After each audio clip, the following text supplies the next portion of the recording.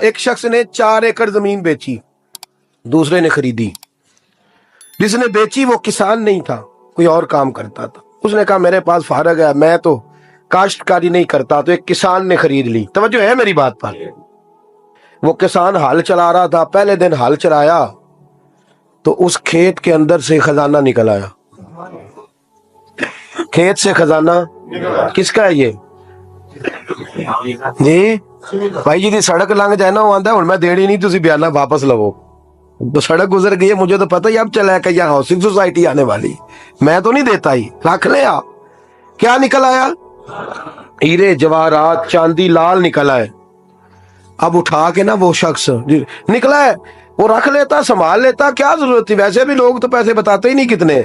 اٹھا کے نا وہ خزانہ تو جس نے بیچے تھے اس کے گھر چلا گیا، کہنے لگا میں نے زمین خریدی تھی، خزانہ نہیں خریدا تھا، تیرا ہے، تو لے لے، تیرا ہے، رکھ لے۔ وہ بھی صحابی رسول ہے، میرے نبی نے دنیا کی محبت کھینچ ڈالی ہے دلوں سے۔ وہ کیا کہنے لگے؟ کہنے لگے میں نے تو 4 ایکڑ سے بڑی مشکل جان چھڑائی ہے، تو اب پھر دولت لے کے آ گیا ہے۔ اس نے کہا یہ تیرا ہے، تو ہی رکھ، میں نے زمین بیچی تھی تو جو اس کے اندر تھا وہ سارا ہی تیرا ہے، بیچ ڈالا تھا۔ کہنے لگا نا میں نے زمین خریدی ہے، خزانہ نہیں خریدا۔ وہ کہنے لگا نا بھائی میں نے تو ہر شے بیچ دی ہے، اس میں سے پھل اگے، پھول نکلے، وہ سارے۔ جاگ رہے آپ لوگ؟ آنکھوں ہے ہی کم جاگن والا ہے، یہ ہوتا ہی نہیں۔ یہ عجیب معاملہ ہے نا جی۔ یہ فرشتے ہیں جو دنیا میں بستے تھے، یہ انسان تھے جن کو فرشتے بھی دروازے کھول کے دیکھتے تھے، یہ کیسے انسان ہے۔ اب مقدمہ حضرت عمر کے پاس آ گیا، توجہ ہے میری بات پر؟ حضرت عمر فاروق کے پاس آیا، حضرت عمر فاروق نے دونوں کی بات سنی تو جس نے بیچی تھی اس سے کہنے لگے پرانے مالک سے، چل یار تو لے لے، مجھے لگتا ہے کہ تیرے ہی ہیں، تیرے بس بڑوں نے دبائے ہوں گے، تو نہیں نکال سکتا، تو ہے تو وراثت تیری بنتی ہے نا، رکھ لے۔ کہنے لگا عمر آپ کیا سرائی کر رہے ہیں؟ اگر یہ بات غلط ثابت ہو گئی اور قیامت میں مجھے اس خزانے کا حساب دینا پڑا تو آپ میرے ساتھ اٹھیں گے نا، میرا بوجھ اٹھائیں گے نا؟ حضرت عمر کہنے لگے جی میں کوئی نہیں اٹھاتا، میں تیرا بوجھ۔ اب وہ جس کو بیچا تھا حضرت عمر کہنے لگے بھائی اس نے تو تجھے دے دیا تھا، اب تیرا ہے، تو رکھ لے۔ کہنے لگا عمر آپ قیاس کر رہے ہیں، آپ قیاس کر رہے ہیں، اگر قیامت والے دن میں پھنس گیا تو میں آپ کا نام لے لوں اللہ کی بارگاہ میں؟ حضرت فاروق اعظم نے نا سر پکڑ لیا، فرمایا میں فیصلہ ہی نہیں کرتا، تم حضرت ابی بن کعب کے پاس جاؤ رضی اللہ ہو۔ حضرت ابی بن کعب کے پاس آئے اور آ کے ان دونوں نے کہا حضرت جی ہمارا ایک کیس الجھ گیا ہے۔ فرمایا وہ کیا؟ وہ صحابہ تھے جن کی ہر صبح صبح عید ہوتی تھی، خدا کا قرب حاصل تھا، نبی کی دید ہوتی تھی۔ حضرت ہمارا کیس الجھ گیا، حضرت عمر سے فیصلہ نہیں ہوا، آپ مہربانی فرمانے لگے وہ کون سا کیس ہے جو عمر فاروق سے فیصلہ نہیں ہوا؟ وہ کون سا کیس ہے؟ کہ حضرت جی یہ معاملہ ہے، توجہ ہے میری بات پر، یہ والا معاملہ ہے کہ اس نے بیچی ہے جگہ، میں نے خریدی ہے، اب خزانہ نکل آیا، میں کہتا ہوں تیرا ہے، یہ کہتا ہے نہیں تیرا، میرا میری نہیں۔ جی یہ کون سا دور ہے؟ بولے نا وہ کون سا دور تھا؟ خیر الناس من ینفع الناس، لوگوں میں بہتر وہ جو لوگوں کے لیے نفع بخش۔ یہ کہتا ہے خزانہ تیرا ہے، میں کہتا ہوں نہیں، تو کون سا دور ہو گیا؟ تیرا تیری کا۔ حضرت سیدنا ابی بن کعب رضی اللہ تعالیٰ عنہ نے سر جھکا لیا، کہنے لگے میں فیصلہ کیا کروں، میں بہت بڑا قاضی ہوں پر یہاں میں بھی الجھ گیا ہوں، اب فیصلہ سنو، خوبصورت فیصلہ۔ حضرت ابی بن کعب اس سے پوچھتے ہیں بیچنے والے سے تیرے بچے کتنے؟ کہنے لگا جوان بیٹا ہے۔ خریدنے والے سے کہتے ہیں تیرے کتنے بچے ہیں؟ اس نے کہا جوان بیٹی ہے۔ کہنے لگا میں ان دونوں کا نکاح کر کے سارا سامان انہیں جہیز میں دے دیتا ہوں، ان کا نکاح کر کے سارا کچھ انہیں جہیز میں دے دیتا ہوں، تیرے گھر بھی آ جائے گا، تیرے گھر بھی۔ یہ فیصلہ سیدنا ابی بن کعب رضی اللہ تعالیٰ عنہ نے دیا۔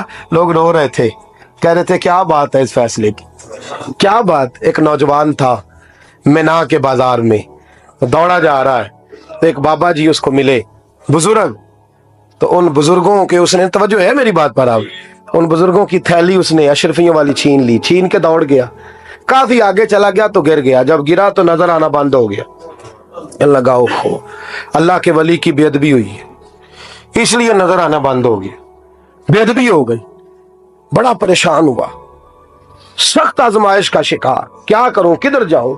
جب بڑی سخت تکلیف کے اندر وہ گرفتار ہوا تو लोगों से कहने लगा मेहरबानी करो मुझे बाबा जी से माफी ले दो, गिरा जो उनकी निगाह से वो संभल नहीं सकता। अल्लाह वालों की बेअदबी अल्लाह को बड़ी नापसंद है, अल्लाह वालों की बेअदबी अल्लाह को बड़ी नापसंद है, इससे जरूर बचें। अल्लाह ताला हमें बचने की तौफीक अता फरमाए। पकड़ के बाबा जी के पास लाए, बाबा जी माफ कर दें, आपकी वजह से आंखें चलेंगी। बाबा जी कहने लगे नहीं मैंने तो बद्दुआ दी नहीं। तो वो कैसे? कहने लगे मेरे साथ जब कोई मुसलमान ज्यादती करता है तो मैं फौरन ही माफ कर देता हूं। कहा जी मेरे लिए दुआ कर दें। दुआ की, बाबा जी की आंखें ठीक, बाबा जी ने दुआ की, नौजवान की आंखें सही हो गई। लोग चले गए तो वो नौजवान करीब बैठ गया, कहने लगा बुजुर्गो आपने जो कहा मैंने मान लिया, पर एक बात मेरी समझ में नहीं आई। अब वो क्या? कहा आप कहते हैं मेरे साथ कोई मुसलमान भी ज्यादती करता मैं फौरन माफ कर देता हूँ। फौरन तो माफी दी जाती नहीं, दी जा सकती नहीं, थोड़ी देर तो बंदे के दिल को तकलीफ रहती है। आपने जो नहीं ना बात, लोग बारीकी में जाते हैं ना बहुत सारे। कहा जनाब बंदे के दिल में थोड़ी देर तो तकलीफ है, भाई कोई लड़ाई हो जाए तो कहते हैं अभी नहीं मैंने जाना, जरा बात ठंडी हो जाएगी तो फिर, अभी तो बड़ी चोटें लगी हैं, बड़ा मसला बना है। ये शौरी तौर पे लोग ऐसा करते हैं। कहा फौरन कैसे आपने माफ कर दिया?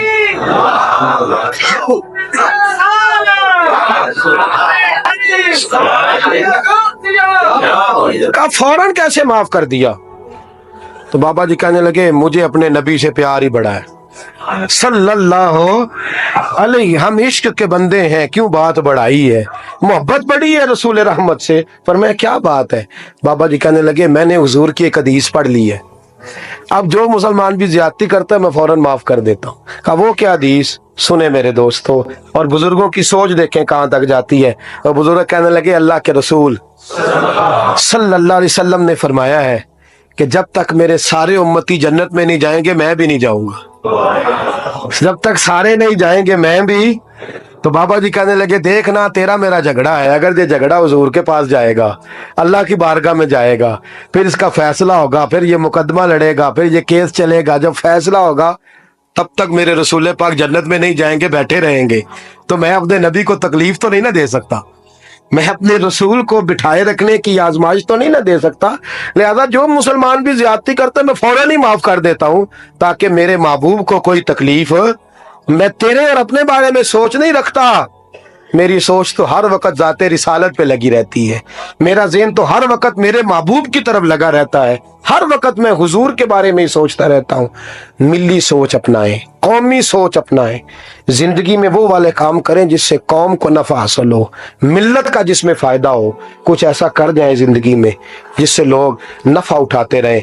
महमूद गजनवी गुजर रहा था, एक बाबा जी बुढ़ापे में हाथ कांप रहे हैं तो एक पौधा लगा रहे थे, तो महमूद गजनवी को बड़ा पसंद आया। कहा बाबे को मेरे पास तो बुलाओ। बुलाया तो कहा बाबा तेरी उम्र अब हाथ कांपते हैं, सर कांपता है, राशा तारी है, तू तो ना फल खा सकेगा ना छांव में बैठ सकेगा, तो बाबा जी आप ये क्यों कर रहे हैं?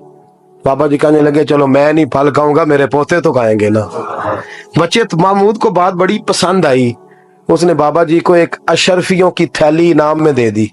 कहा तेरी सोच बड़ी कौमी है, बड़ी है। तो बाबा जी मुस्कुरा के कहने लगे बादशाह तू अभी अभी कह रहा था कि ना तू फल खाएगा ना छांव में बैठेगा, अल्लाह ने मुझे फल भी दे दिया है, छांव भी दे दी है। अभी देखे ना, अभी मैंने काम किया नहीं तो अल्लाह ने सारा कुछ पहले दे दिया है। बादशाह और राजी हुआ, उसने एक थैली और दी। तो बाबा जी मुस्कुरा के कहने लगे देख मेरे इखलास में अल्लाह ने कितना फजल किया है, लोगों के बाग में साल में एक दफा फल लगता है, मेरे बाग में 2 दफा लग गया। तू खैर खाई का ज़हन बना, लोगों के बारे में सोच, कौमी और मिली ज़हन बना, बड़ा ज़हन बना, बड़ी सोच बना, वो वाला काम कर जिससे ज्यादा लोगों को फायदा हो, ज्यादा लोगों का नफा हो, वो वाला काम कर। कौमी मिली मिल्लत इस्लामिया की सोच बना, आलम इस्लाम की बात कर, मुसलमान का भला कर, अपने वतन का भला कर, अपनी मिल्लत के बारे में सोच।